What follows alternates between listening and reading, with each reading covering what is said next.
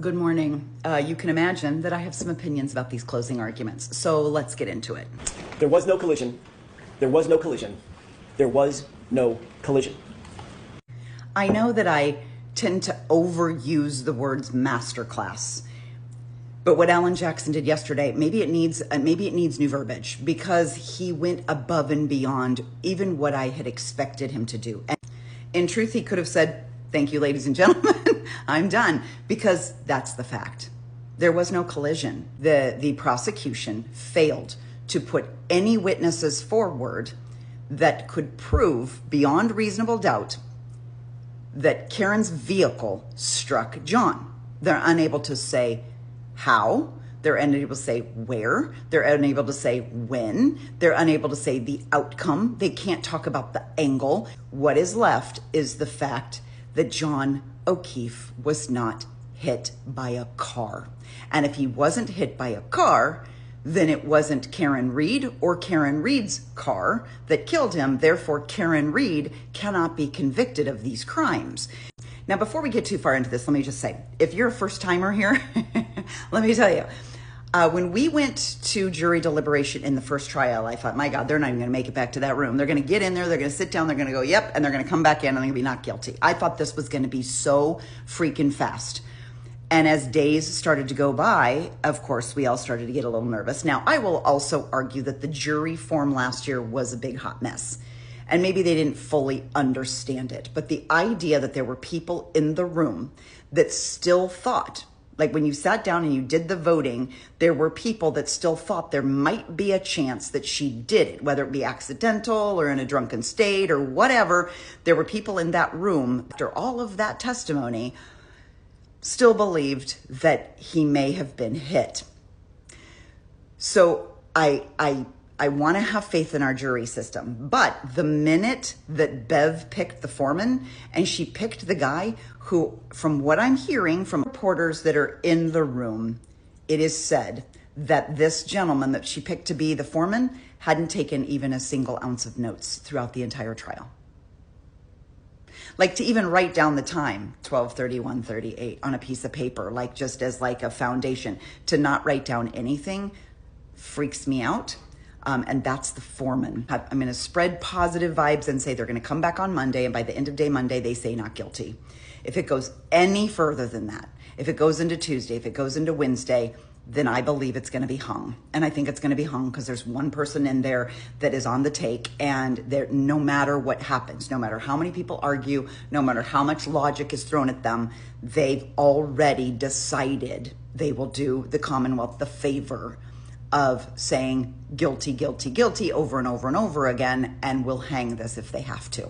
Now, the jurors, there's a lot of information floating around. There's a lot of downtime when they're doing all the sidebars and all this bullshit. And they can't talk about it to anybody. They can't go home and like read through their notes and say, did you hear this the same way I heard this? Like they're jotting stuff down in the moment. And then 6 weeks later, they're expected to go back and remember why they wrote that down. So Alan Jackson did exactly what Alan Jackson needed to do. And I took some notes as I watched his closing arguments, because there was certain things he hit on, and he hit on them right away, like right up front.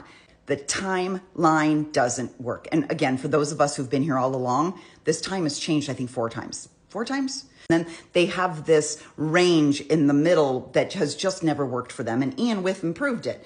They say it was 12:31:38 that John was struck by the car. Every medical expert says that the minute his head hit the ground, he was really immediately incapacitated. So when you take 12:31:38, which was Welcher's time, that was throughout Welcher's report, that is what they came up with after, I mean, they've had 3.5 years to work on this. That was the time they came up with. But then as we dig into the Apple data a little bit more and we get Ian Whiffen up on the stand, we find out, oopsie, oh my God. But after that, he got up and he walked 83 feet, which was 31 steps in a westerly direction, which is from the street toward the house. That is westerly direction. He got up and walked. He read a text. He closed his phone manually with the side button. You can't do all that if you're laying on the ground dead. So they knew their time frame didn't work.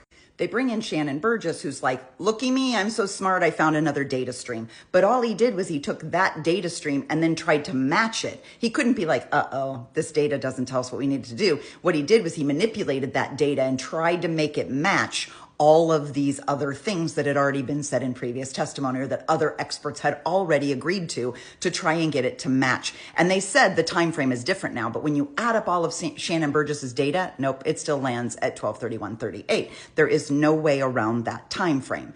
Everything they put forward says that has to be the time. And yet his cell phone data says John was still alive, walking around and doing stuff with his phone, actively doing stuff with his phone after that time. He reminds them that Matt DeSogra ate a daddy with the Andy Garcia hair. He got up there and he went through all of Shannon Burgess's math. And there were times where Shannon Burgess was like, well, you have to adjust for this. And his Apple phone is 3 seconds behind the Lexus time. And like, he was doing everything he could to like massage those numbers. And DeSogra gets up there and he's like, listen, I did 30 different tests. Like, I took all of his numbers and tried it 30 different ways and did 30 different scenarios. There isn't one single thing in Shannon Burgess's evidence in any of these 30 scenarios that I found that lands that time any different than 12/31/38. It all comes back to the exact same time. He also put the iPhone temperature data into bite-sized chunks for us, which is super easy, because I was a little bit confused about this too. He basically says, listen, if an iPhone is out in the snow, it can drop from 81 degrees to 21 degrees in just 15 minutes, okay? Just 60 degrees. That's a 60 degrees difference in just 15 minutes.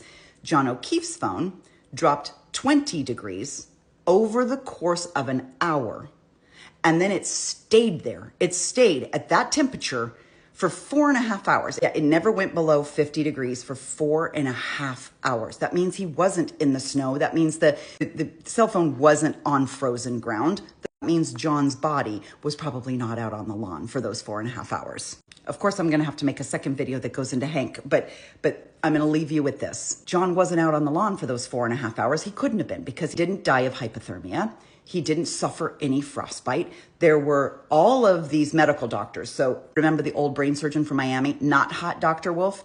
Him, hot Dr. Wolf, La Posada, Welcher, Rentschler, every single one of them agreed that he died from falling backwards. From a standing position, he fell backwards and he hit his head, and that's how he died. And the cause of death is blunt force trauma to the head. That's what Dr. Scorti-Bello said all along.